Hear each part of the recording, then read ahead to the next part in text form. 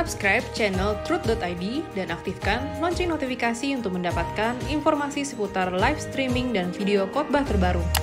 Posisi tombol subscribe berada di kanan atas channel kami dan jangan lupa nyalakan loncengnya.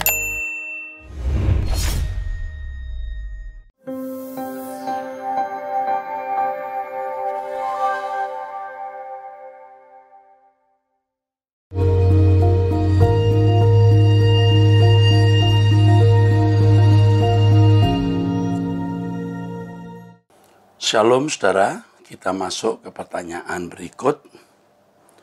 Salam Pak Eras, perkenalkan saya ini, wanita usia 32 tahun. Saya pernah dengar khotbah Bapak di tahun 2018, setiap perjalanan ke kantor, walau hanya beberapa bulan, waktu itu hati belum terbuka, jadi tidak terlalu tersentuh. Yang saya rasakan memang Bapak dalam menjelaskan firman sangat mudah dimengerti dan kontekstual. Saya baru dengar lagi bulan November ini karena saya merasa sangat kering, November 2020. Saya sudah belajar tentang hidup baru sejak di bangku kuliah dari persekutuan kampus, walau saya Kristen dari lahir. Niat hidup kudus selalu ada, tetapi selalu ups and down, mungkin karena pemahaman tentang kebenaran masih dangkal. Saya bersyukur dengar Truth ID walau baru benar-benar tersentuhnya saat ini. Saya mulai melatih sisihkan waktu minimal 30 menit walau masih ups and down. Ada banyak pencerahan yang saya dapatkan dari khotbah dan sesi abam, dan saya punya beberapa pertanyaan dan mohon bimbingan. Saya bekerja di sebuah bank plat merah dan bekerja dengan target. Target ini seringkali membuat saya sebagai leader harus nge-push tim saya agar mereka serius bekerja mencapai target tim. Karena kalau tidak di-push terkadang tim cenderung santai. Saya kadang merasa tidak menjadi berkat jika harus nge-push tim, namun jika tidak di-push tim akan santai. Saya berusaha untuk menjadi role model dan mengarahkan tim dengan penyampaian yang saya sangat jaga tidak menyakitkan hati, namun tim cenderung menganggap saya ini leader yang tidak memarah sehingga mereka santai. Mohon pencerahannya Pak, cara memimpin tim mencapai target yang diamanahkan, namun perusahaan diamanahkan perusahaan namun tanpa menyakiti perasaan orang lain atau tim. Apakah orangnya? Oke, yang pertama soal push-push dengan segala kewibawaan tanpa menyakiti sangat mungkin. Sangat bisa. Tidak harus marah, minta hikmat Tuhan. Ya. Terhadap orang-orang yang tidak mau mencapai target harus diberi SP1, SP2, SP3. Harus bicara dengan lembut. Yuk kalau tidak mencapai target terpaksa saya tidak bisa memakai Anda dan saya minta supaya Anda bisa mengambil bagian lain atau saya laporkan kepada atasan bahwa saya tidak bisa menggarap orang ini karena akan mengganggu tim. Sebab kalau ada 10 orang lalu 2 santai, 3 santai, yang 7 ikut tergarami, ya. Lembut tetapi tegas. Lembut tapi tegas, ya. Marah itu sering malah tidak memperbaiki. Tegas tapi dalam kasih bisa. Apakah orang yang meninggal dengan cara tragis seperti kecelakaan lalu lintas, kebakaran, dibunuh dan celaka-celaka mengerikan lain itu karena orang itu pun punya kesalahan besar atau bengis? Belum tentu. Sering Tuhan memakai juga kecelakaan seperti pesawat jatuh dan lain-lain cara memanggil orang-orang yang dikasihinya. Saya sangat takut orang-orang yang saya kasih harus pergi dengan cara yang tragis. Mohon pencerahannya Pak. Jangan takut sebab Tuhan mengontrol segala sesuatu. Takut Anda ini merupakan bahasa tidak mempercayai Allah yang maha bijaksana. Jadi percaya bahwa semua dalam kontrol dan kendali Tuhan ya.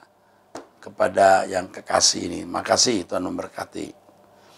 08128489 dan seterusnya. Pak Eras, saya perempuan usia 56 tahun.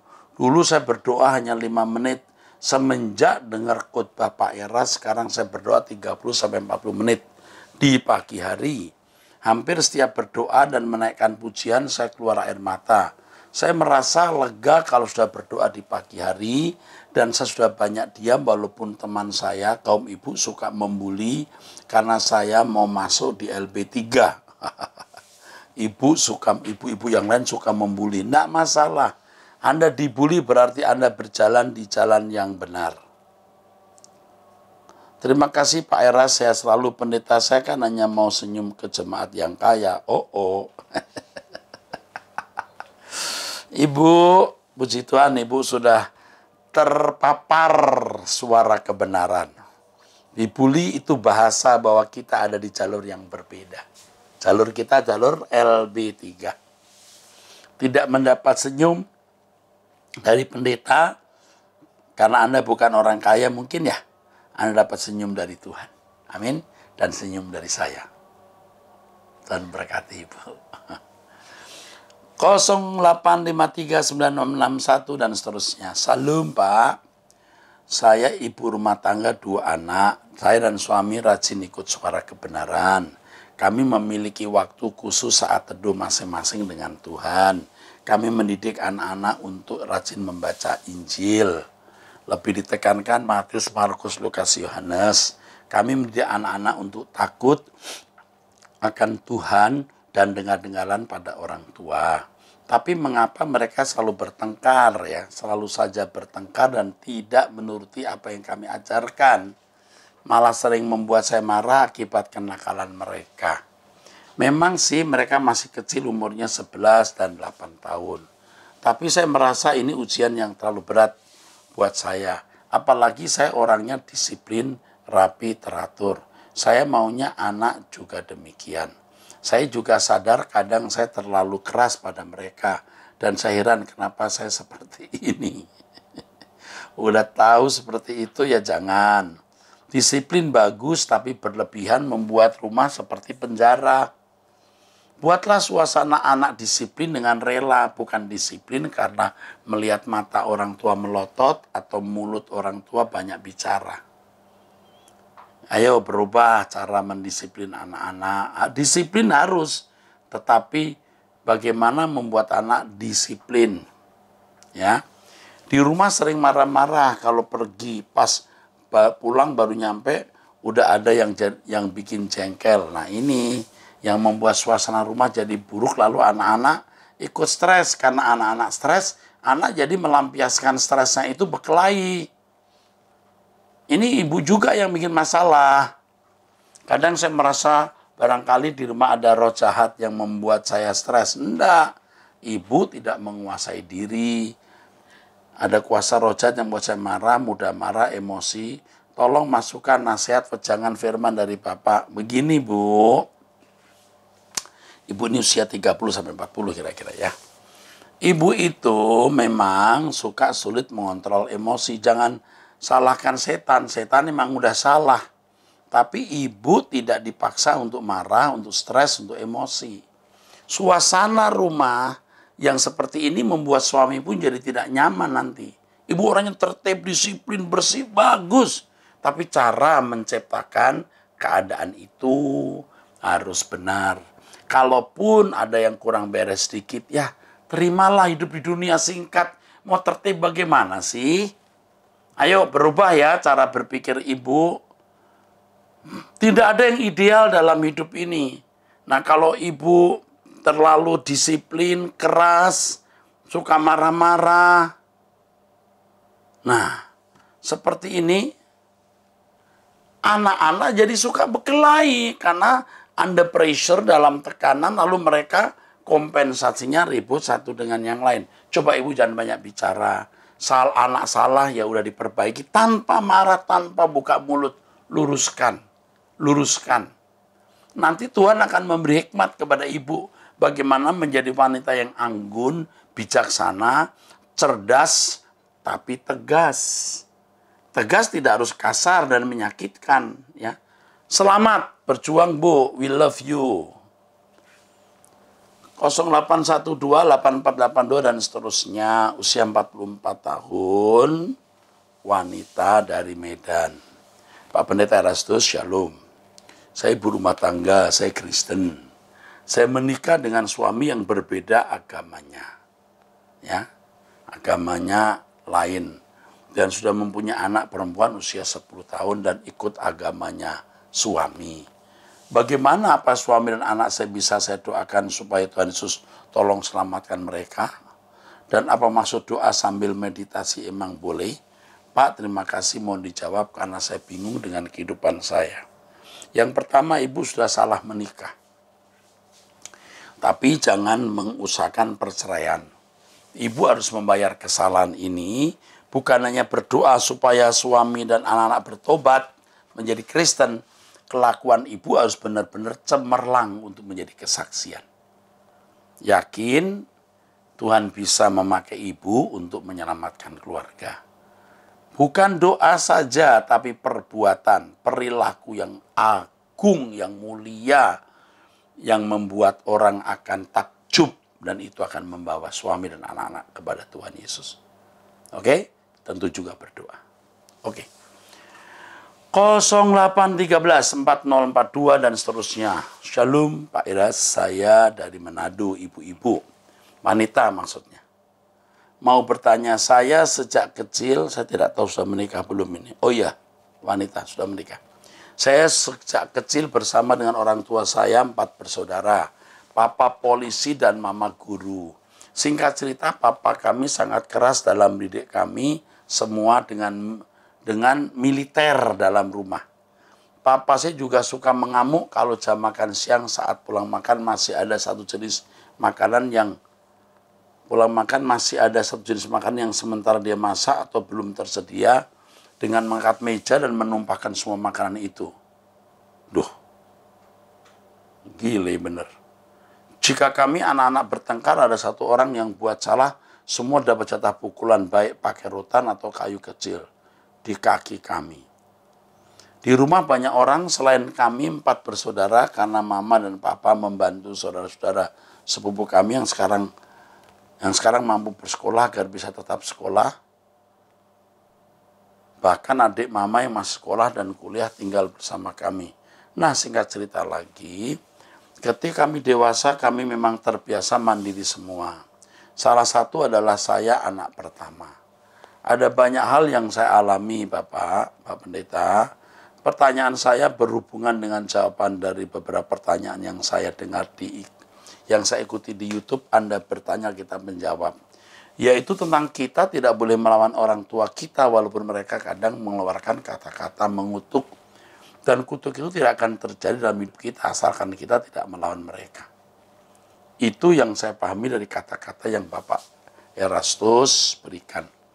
Saya sudah lama mengikuti khotbah PA dari Bapak Pendeta Erastus, dan saya bersyukur dengan mendengar dari rasa penasaran saya sehingga saya boleh melepaskan pengampunan dan melepaskan segala akar pahit yang saya rasakan.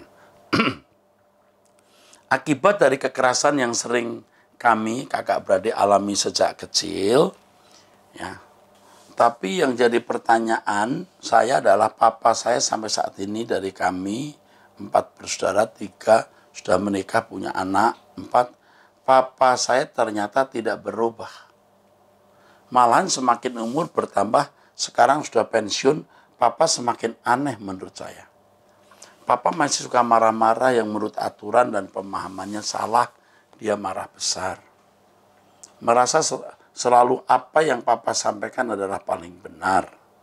Semua harus ikuti aturan papa, termasuk mama saya, yang kadang saya melihat mama seperti orang yang bingung-bingung karena ketakutan. Mama sering bohong supaya cari aman, papa tidak marah. Tapi tetap papa memperlakukan kami seperti papa pimpinan pasukan perang. Papa sudah sekian lama tidak masuk gereja karena marah sama satu pendeta yang menyalahgunakan keuangan gereja. Kalaupun masuk gereja 1 tahun 1 kali tanggal 25 saat khotbah akan dimulai. Ya, sekarang tambah parah, suka-suka pasang togel. Aduh, judi Dulu papa biar keras tapi tidak pernah pukul mama. Sekarang sudah 2 kali pukul mama.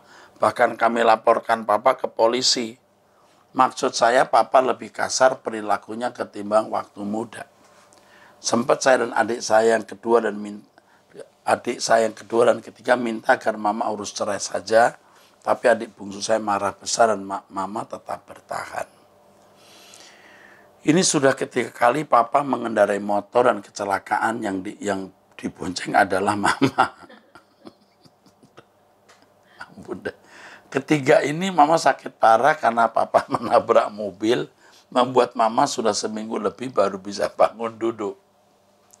Kebetulan kami mempunyai banyak tanah yang akan kami jual.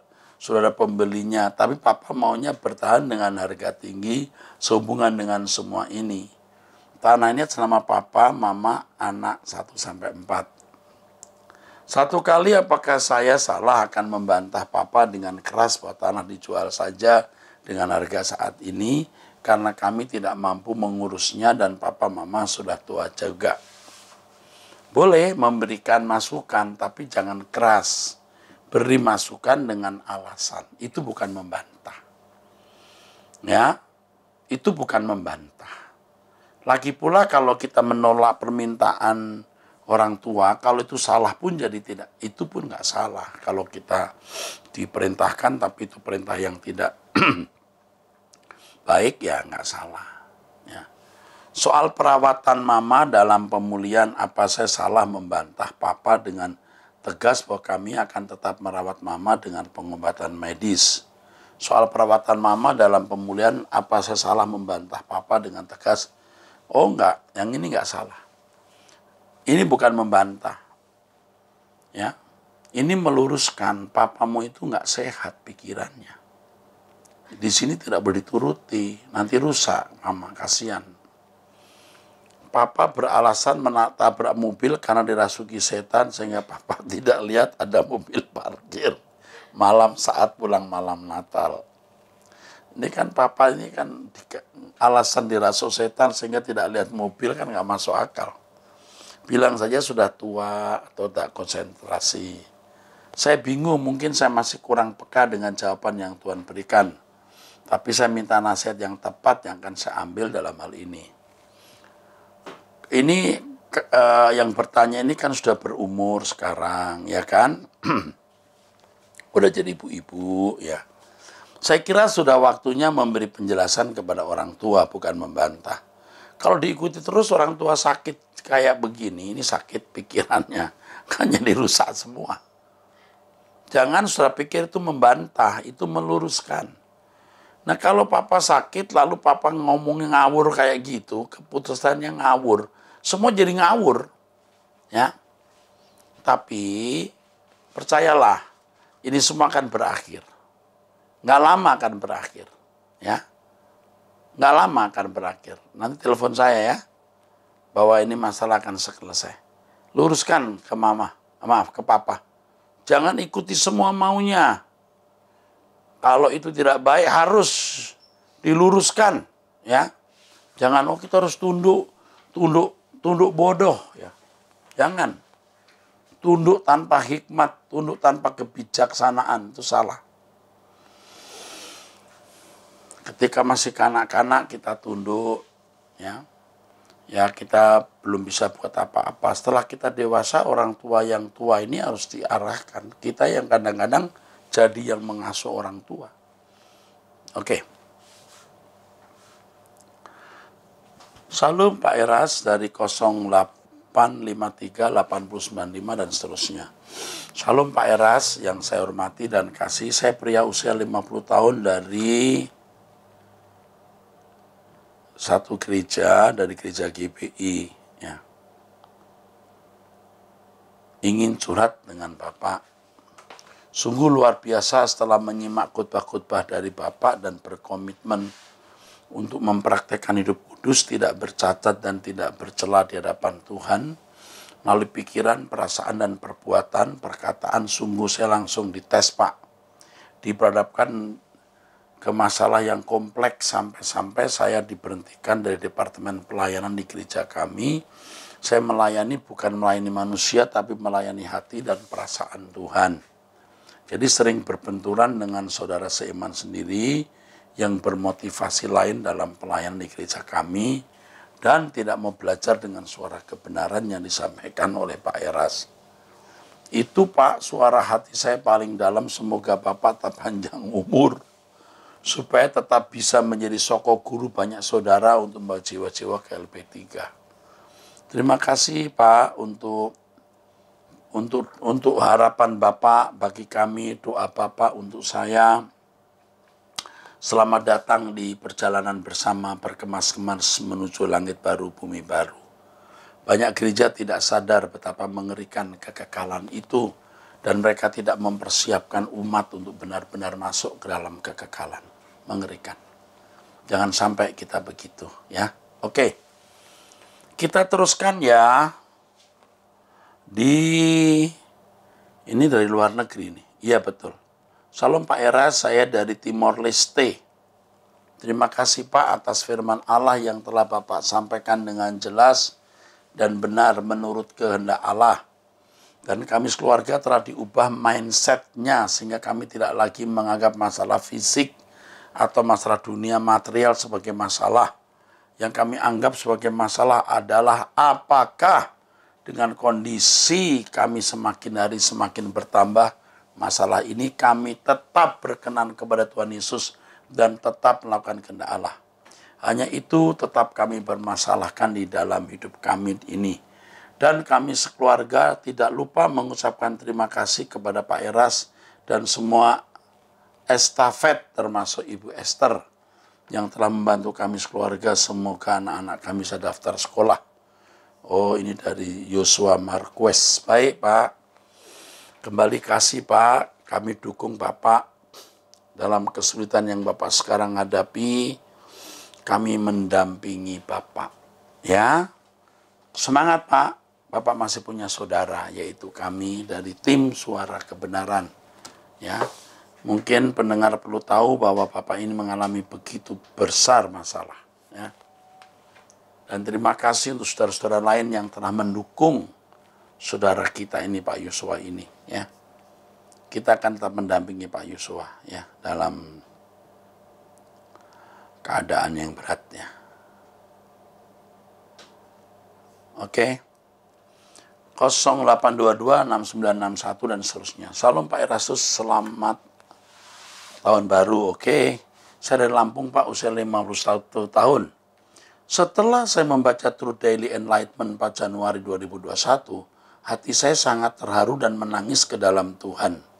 Karena Bapak salah seorang hamba Tuhan yang sangat peduli terhadap pertumbuhan kekristenan di negara kita ini. Tulisan Bapak bukan asumsi, tapi pengalaman seorang hamba Tuhan yang real atau nyata dan tidak dapat dibantah oleh orang lain. Tulisan Bapak sangat lugas apa adanya. Hal ini menunjukkan bahwa Bapak salah seorang hamba Tuhan yang murni hatinya. Matius 5:8. Maaf Pak, saya memang bukan mau menilai secara berlebihan, tapi apa adanya. Terima kasih Bapak, kiranya Tuhan Yesus Kristus memberi umur panjang kepada Bapak dan juga kedewasaan rohani kepada jemaat Tuhan melalui pengembalaan Bapak serta semua anggota tim yang telah melayani dengan hati yang murni. Sola Gracia. Terima kasih untuk surat atau kiriman dari salah seorang Bapak usia 50 tahun dari Lampung ini. Tuhan memberkati Bapak juga ya. 0812 856 dan seterusnya. Salam Bapak Eras, ini saya wanita, selama ini banyak dosa. Gimana saya bisa berubah seperti terpengaruh emosi, marah, benci. Saya sudah mengampuni tapi orang itu masih benci saya. Dan rumah saya tinggal ada wihara, wihara ya. Wihara PDA jahat sama semua termasuk pembantu selalu katain saya numpang tidak malu. Tiap hari gimana saya numpang.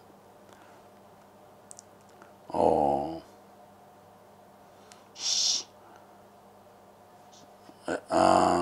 Selama Bapak Eras suami. Oke. Ini masalah pribadi ya. Nanti akan dilayani oleh itu aja, oleh konselor ya. Ini tidak jelas, nanti jangan, kalau masalah pribadi menyangkut nama orang, jangan. Oke. 0853 9556 dan seterusnya. Om Eras, aku perempuan usia 24 tahun. Aku pecinta suara kebenaran Om. Aku anggota jemaat City Konsore saat aku di Jakarta. Sekarang aku di Papua, daerah terpencil tanpa jaringan 4G. Om Eras, tolong bantu saya bisa memiliki komunitas anak muda yang memiliki beban yang sama, bagaimana hidup berkenan sempurna seperti Bapak. Bagaimana aku berjuang hidup suci, hidup tak bercacat, tidak bercela di hadapan Bapak. Aku merasa sendiri, kesepian di tengah keramaian. Aku mau berjuang hidup benar, melawan monster-monster dalam diri saya. Aku rindu memiliki teman-teman yang seumur saya, yang memiliki beban yang sama. Untuk bisa membantu saya bersama berjuang hidup benar, sesuai kehendak Bapa. Setiap hari saya mendengar khotbah Om Eras, aku bergereja tapi aku tidak bertumbuh di gereja ini Om. Tapi karena pendeta isinya peduli kepada saya, maka aku ke gereja. Aku butuh komunitas Om Eras. Terima kasih Om Eras, bolehkah saya anggap orang tua saya? Saya setelah belajar kebenaran dari Om Eras, baru saya merasa orang Kristen meskipun saya Kristen dari kecil. Saya baru mengerti tujuan hidup saya.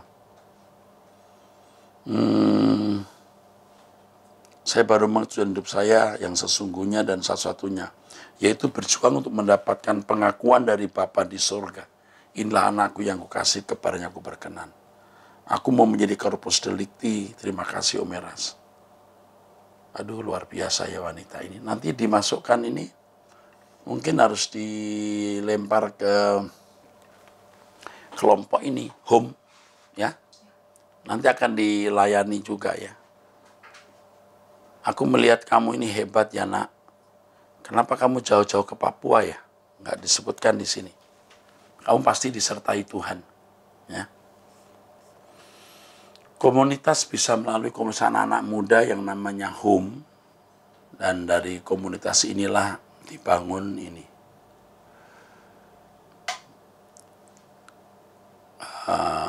Dibangun kehidupan yang benar ya. Oke.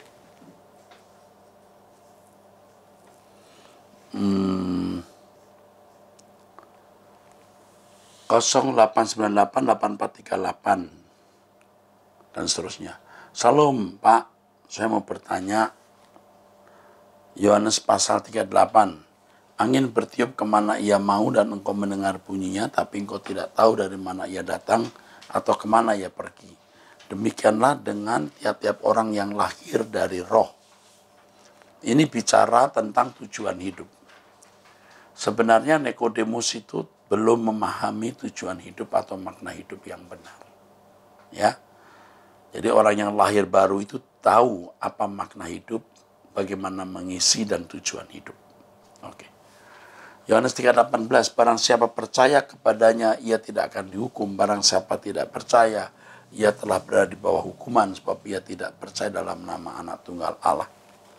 Maksud ayat ini adalah bahwa orang yang mendengar Injil, tapi terus terang menolak Injil itu, menolak dalam arti memusuhi, padahal ia mendapat kesempatan untuk menjadi umat pilihan. Seperti pendengar Yesus pada waktu itu kan orang-orang Israel langsung berhadapan dengan Yesus.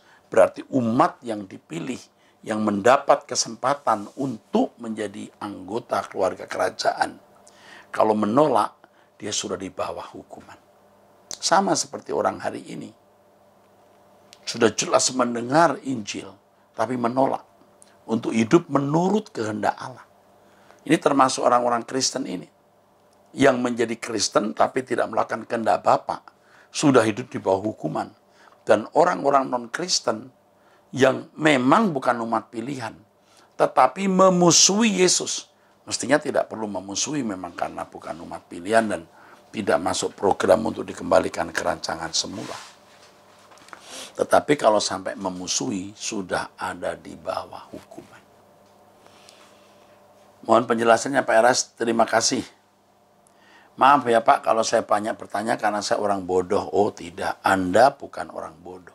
Pertanyaan ini pertanyaan bukan orang bodoh. Bukan pertanyaan orang bodoh. Terima kasih jawaban Bapak yang berisi kebenaran yang seutuhnya dari ketulusan hati Bapak yang mencintai Tuhan Yesus. Perkataan Bapak jikalau bukan berasal dari Tuhan Yesus pasti akan habis. Tapi perkataan Bapak tidak pernah habis karena tidak berasal dari Bapak sendiri, tapi dari Tuhan Yesus yang mengutus Bapak. Terima kasih. Oke, terima kasih juga untuk pertanyaan dari Bapak dari Lampung ini. Puji Tuhan. Maaf. Bukan dari Lampung, maaf ini. Saya tidak tahu dari mana, nggak jelas. Jadi ingat ya, yang berada di bawah hukuman itu orang yang mendengar Injil tapi tetap tidak melakukan kehendak Allah. Pasti binasa. Atau orang yang memang bukan umat pilihan, jadi bukan orang Kristen, yang tidak masuk program diselamatkan atau dikembalikan ke rancangan semula, tetapi membenci, memusuhi Yesus dengan menghambat Injil dan merusak pekerjaan Tuhan. Ini sudah di bawah hukuman. Dan orang-orang seperti ini pasti mukanya memancarkan kebencian, kejahatan, dan aura yang buruk, negatif. Oke, sampai jumpa. Tuhan memberkati. Jangan lupa subscribe ya, Turut ID, dan dukung dalam doa.